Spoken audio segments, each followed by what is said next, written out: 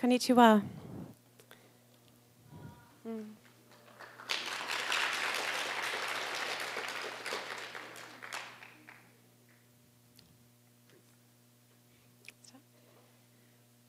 So, thank you for caring about community energy, and thank you for inviting me to share my learnings from Australia. I'll read my speech today so that the translators and I both get it right. And my sense is that although the context is very different in Australia and Japan, there are also very many similarities. We are all connected and can exchange ideas around how to best create change in our nearby countries. We're all along the same journey of helping our communities have a clean energy future. I'm here representing 3 organisations which I hope can give you insight and real practical grassroots examples that are relevant for you here. I work on a local level through my work in community engagement and communications for Hepburn Wind. Then I contribute to our national emerging community energy sector through my work coaching other communities in Embark. And then as a director of a new advocacy organisation called VicWind. Through this organisation, we seek to shift the complex socio-political landscape in Australia and to support wind energy within the challenge of living in the region with the toughest wind regulations in the world.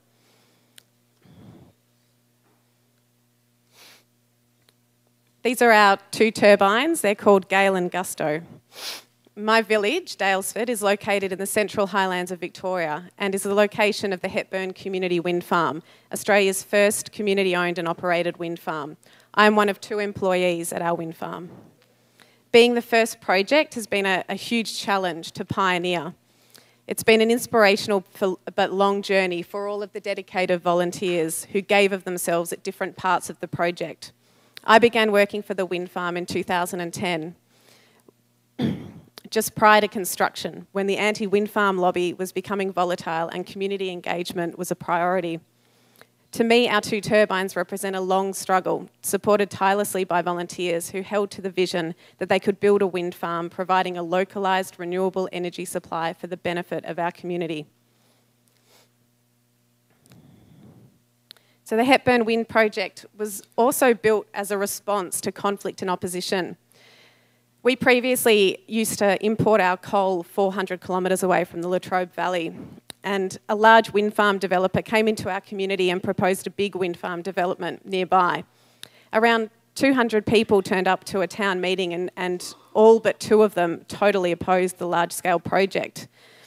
One of our champions, our founder, Pierre Bernard, was at that meeting, and he came back to the community and was a real visionary, and he returned from that meeting and decided that our community could do it differently.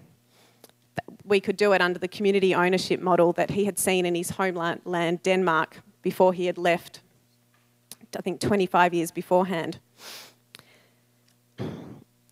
So what Pierre did is basically he started just sitting on the street. He had a little card table out that you play like card games at, and he just started talking to the community and gathering people around him. And within a year, he had, about a team of 20 that were really interested in doing this project. And then along came our second champion, who was our founding chair, Simon Holmes-a-Court. And he has now overseen the delivery of our inspirational project over the past 5 years. The board and executives have changed over time, but they've included a dynamic of highly skilled and passionate people.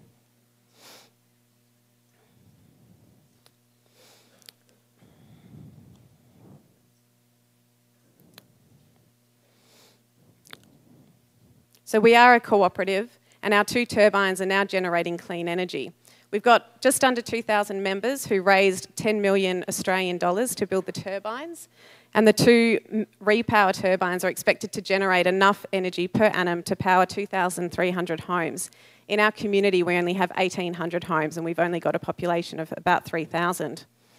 So the Hepburn Wind model has many dimensions of benefits. One is returning profits to the community through a community grants process. This has the potential to underwrite the sustainability movement across the local area for at least the next 25 years. We have already had 2 rounds of grants and funded 23 local projects. We're looking to do our next one in April. Furthermore, once dividends begin to be paid out to shareholders this July, a large proportion of this will remain within the region, with over half of our shareholders local. We have a neighbourhood benefit system for people who live within 2.5 kilometres of the wind farm as well, where we offer a gift of shares and a contribution to their electricity bills. And we sponsor the local fire station and community hall. In the course of establishing this project, Hepburn Wind found that there was an emerging class of investors who will invest in local infrastructure projects due to the benefits in the local area. We call them the community investor. We characterise them as having modest return expectations, but increased expectations of non-return benefits, of social benefits. They generally want to invest a low amount of money and have a low appetite for risk and have no appetite for capital loss. They have a lot of patience and a high requirement for communication and transparency.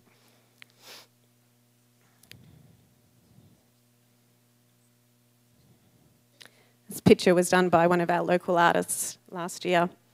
So a recent survey of our 2,000 members highlighted the level of satisfaction our members have with the project, with 97% stating their pride and contentment. However, the socio-political landscape has not been an easy one to navigate. Whilst we enjoy overwhelming support within our community, it's not universal support. We have been recognised on a local, regional, national and global level, receiving the 2010 Climate Alliance Award, our state government 2011 Premier Sustainability Award, the most prestigious environmental award in Australia called the Banksy Award in 2011, and last year we won the 2012 World Wind Energy Award in Germany. We were also selected as, last year it was the UN's International Year of the Cooperative, and we were selected as a standout social enterprise to be profiled throughout the International Year of Cooperatives. We even had a postal stamp made for us. So when I reflect on what has been done by all of the people involved, the thing that stands out is that we have essentially built community around a renewable energy generator. And in the doing of that, we've brought our community closer to the source of its electrical energy. We've educated it about how to take control of its energy future and brought them along on the journey of transition from fossil fuels to renewable energy. If successfully emulated across the nation, we believe the community ownership model will see the broad acceptance of renewable energy sources by the public in Australia.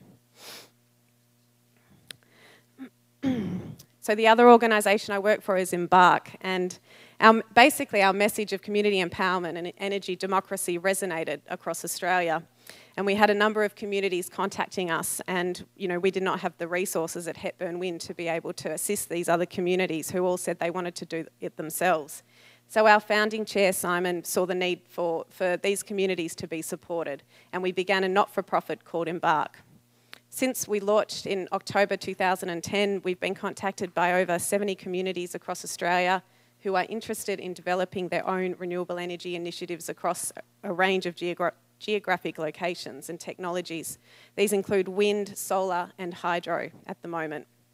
Embark is building on the lessons learnt by Hepburn Wind. We've given all of our intellectual property over under the Creative Commons Act, so just free access to all of our intellectual property so that communities around the country can adapt our model and build their own projects. We really want to shift the community energy sector into the mainstream. And allow the public to see that it's a financially viable model capable of attracting large-scale investment by communities. So our first project was to create an online best practice information wiki for communities, basically an online tool which just takes people through the process of how to build their own project and makes it really easy for them. Creating this has enabled us to easily assist many communities in the early stages of developing their own projects. So we've now also developed a wind model and a solar model to make this process as easy and affordable for communities as possible. This includes templates for contracts, assistance, sourcing pro bono work and creative models of finance. The flagship solar model project will be a 400 kilowatt solar park built on top of the visible location of the entertainment centre at Sydney's Darling Harbour, which is where the Sydney Opera House is. By acquiring an urban site like this and matching it with a local community group and hopefully others equally as eye-catching, we hope to mainstream community energy as quickly as possible into the Australian consciousness. We envision over the next year that around 5 to 10 community solar projects will be built. I'd now like to paint the picture of what it's like in the Australian political situation. So under the new state government planning policy, our wind farm would not have been built due to a requirement that a project must receive unanimous support from all residents living within 2 kilometres of any wind farm development. We have 65 houses within 2.5 kilometres of our wind farm. So this new planning policy is significantly constrained new wind development within Victoria. So what is of deep concern to us is that this applies only to wind energy, but not to any other energy producing infrastructure. There's a coal mine around 200 kilometres from where I live, and within 800 metres of the coal mine, there's 2 schools and I think 2,000 homes. Yeah. Yep. So totally different rules. So I'd now like to discuss practical approaches to engagement and communications to build a social licence to operate. So, I might leave that one. That was our founder, Pia, but I might leave that. That's a video I can show you later. So I hope these have relevance for the local Japanese context. The takeaway message is that when you are dealing with challenging circumstances, it isn't easy and the journey doesn't stop once you are generating. You need to continue to listen and engage with your community and hold a strong vision for where you are going next. So pre-construction and during construction engagement was a key. We conducted personal home visits to local residents, which is very much, where Soren is coming from. We held information stalls in the main street, in our monthly farmers markets and local events. We ran bus tours to visit wind turbines at nearby wind farms. We did many e-newsletters and also printed, snail mail out to our community. We sent frequent update letters to local residents, to neighbours of the project, titled, project updates.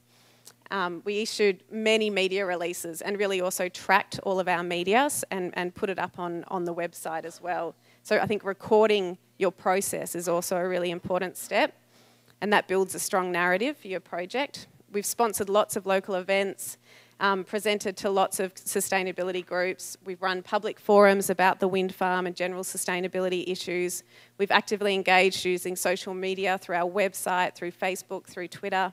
We also ran weekly local ads in 2 newspapers to inform on the project and myth bust any rumours or misinformation that was circulating about the project or wind energy in general. So of great importance is, and I know Christopher really touched on this and so did Soren, just the idea of celebration. It is a hard journey, so how do you balance this hard journey? You create celebration, and that, in that celebration you can also just give people confidence, give them access to their project, help them feel like they're part of a community. So we held a groundbreaking ceremony in 2010, which was the turning of the sod. So the first earth of the wind farm was turned, and we had around 250 people come to that. And then in March 2011, we held a picnic day for anyone in the community that wanted to come and see the towers being built, the actual turbines being erected. And we had, again, about 400 people that time. I might just play this while... Oh! I'll play this one.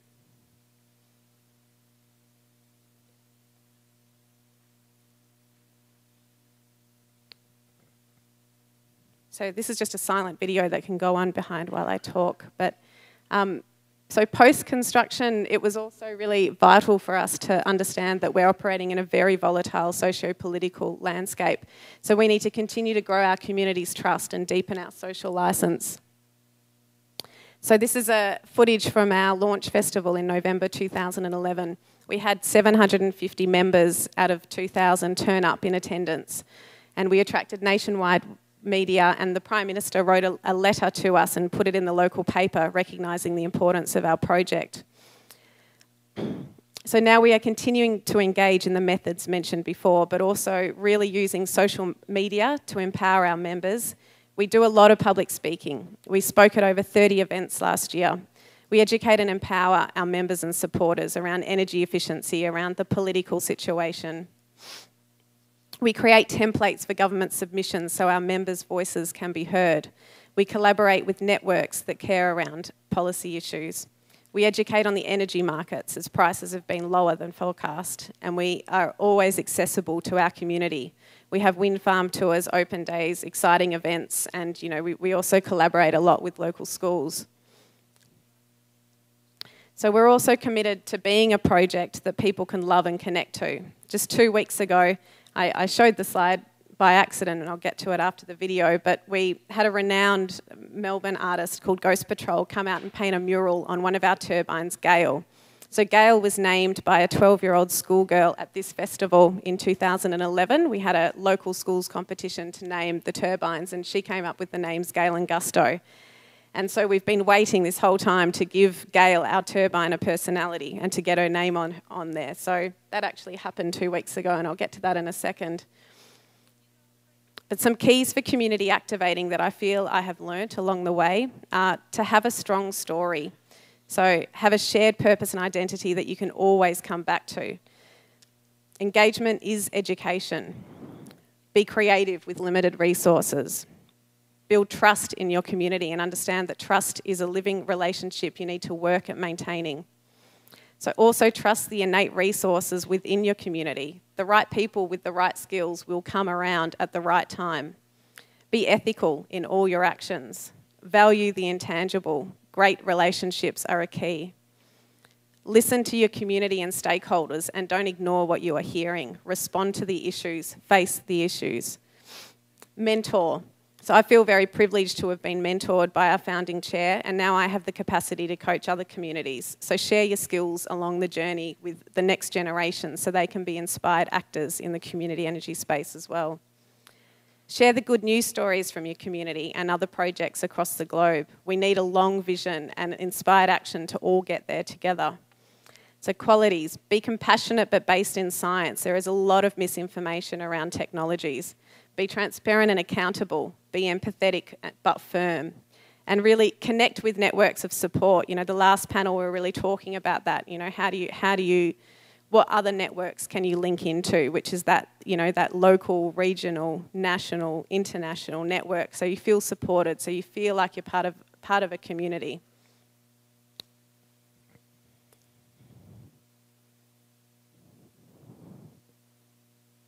So this is the mural. Which is gorgeous. Took the artists 4 days to do, and they came and donated their time, and they were just really excited to do it, and we can't wait to have our second turbine painted as well. So where to next for the Australian movement? We have recently formed the Victorian Wind Alliance in order to shift the debate surrounding wind farms. The Victorian Wind Alliance is an advocacy organisation which brings together communities, small businesses, landowners, wind workers, environment groups and individuals. So everyone basically who supports more wind energy for our state. So being in the state with the toughest wind regulations in the world means that we have to get creative and take unique action to shift this dynamic. We hope that collectively our voice will be loud and therefore will be heard.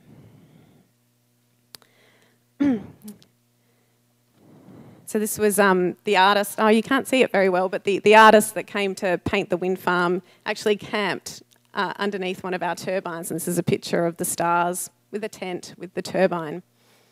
And when people came to watch the live mural being painted, we had about 300 people, as I said 2 weeks ago, come and watch the live painting. They all saw the tents under the turbine and said, "We want to camp out. When are you going to have a camp out under the stars?" So for Hepburn Wind, that's one thing that we'll do towards the end of the year when the weather is a bit better. But our intention for the near future is to keep delighting our members, and that means refining our operations, running a really tight ship, as well as delivering a project with heart. We have already generated over 17 million kilowatt hours and will deliver our first dividend this financial year, which should certainly delight them. And as I said, we are planning a camp out under the stars. We're really interested in the art meets energy projects, so already having the turbine mural, but more sort of art-based and interactive things up on the wind farm site. We're going to have a live generation sign that will be up there that will click over real time and just address the belief that wind turbines don't really generate electricity. There is still that kind of stigma within the Australian landscape. So we're just looking at ways to be very clear about, the power of wind power. And we're also visioning with our community future energy projects. So what next? And I guess solar and bioenergy are the two that are on the table.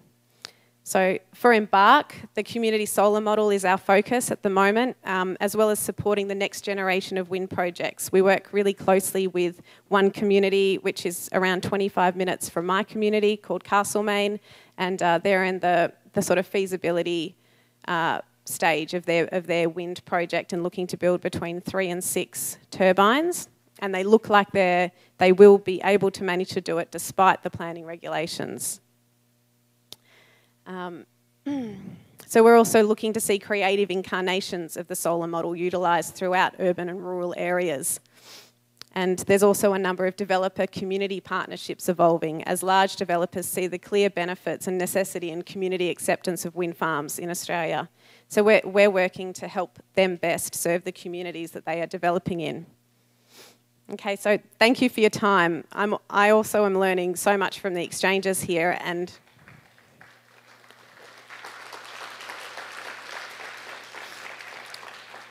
I'd like to say thank you to the translators and ICEP, and just note that I'm totally inspired to meet Eri, Nanako and Hiroko and see so many women in the audience.